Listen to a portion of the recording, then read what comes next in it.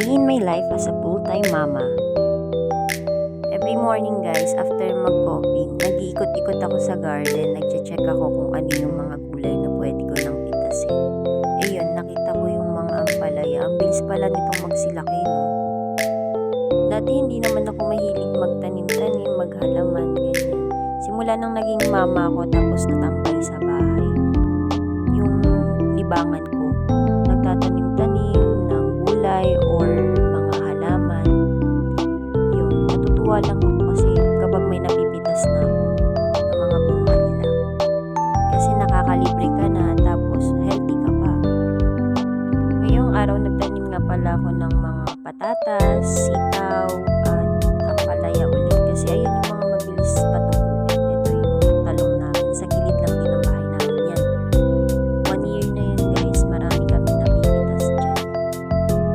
Ayan, may tanim din po pala akong strawberry. Ngayon ko na lang sila nasikaso ulit. Tapos nakakatuwa lang kung malunggay namin. Kasi naabutan namin yan maliit lang yan. Tapos malaki na siya. Nagutulan ko na nga parang ito yung part ng likod ng bahay namin. Madamo na kasi maulan ulit. Pero kapag nalinis na yung yun yung medyo tayo tinuturo ko. Ano yun pala yan. Ito, may sitaw din ako sa harap ng bahay. Meron din kaming kalabasa. Pati mga siling labuyo. Ang ganda ng lupa dito guys. Nagtatanim-tanim ako. Nakakalibre din ako. Meron pa nga kaming pipino eh. Pero tinanggal ko na kasi. Pinalitan ko na yung tanim namin. Nakakatuwa lang. Nakakatuwa. Mas na-appreciate ko yung buhay dito sa bukid. Kasi alam mo yung ang simple-simple lang. Ang tahimik. Dapat ngayong araw mag-grass cutter ako. Ito yung nabili namin sa Orange App. Rechargeable lang to guys. Ano siya, grass cutter. Ginagamit ko talaga yan tuwing. Ito, yung maulan na, yung mabilis dumami yung mga damo. Ako na yung nagtitrim ng mga damo dyan sa paligid namin. Eh, medyo may sira siya, kaya inayos-ayos ko. Di ko naman naayos. Medyo pumalpak. Kasi hindi ko matanggal talaga. After ko magkalikot-kalikot dyan sa grass cutter ko, kasi nga hindi ako nakapag grass cutter kanina. Kinuha ko yung mga sinampay ko. Tapos nagtupi naman ako ngayon. Kasi mamayang gabi, bala ko magplansya na ng mga uniform nila para pang ilang araw meron ng prepare na uniform. Di na ako mabisi sa umaga kasi marami rin akong ginagawa sa umaga eh. Ayaw ko talaga nagtutupi ng damit pero wala naman akong choice kaya magtupi.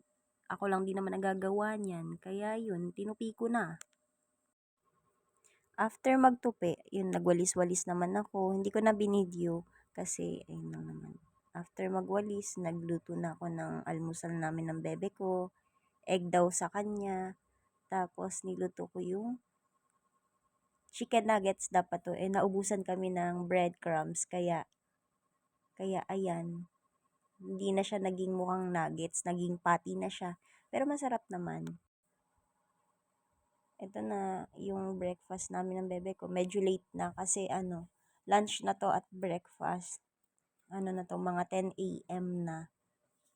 Pinakain ko na siya. After nyan, paliliguan ko na ang bata. Tapos, magpe-play saglit, then matutulog. Ayun yung routine niya tuwing weekends. Kasi nag-i-school na siya eh.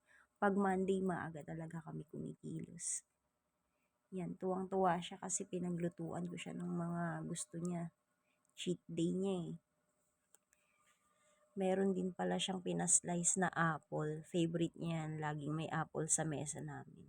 Sa mesa, sa niya, sa ref niya. So, yun lang muna guys. Yun lang. Bye! See you on my next vlog. Like and subscribe on my YouTube channel.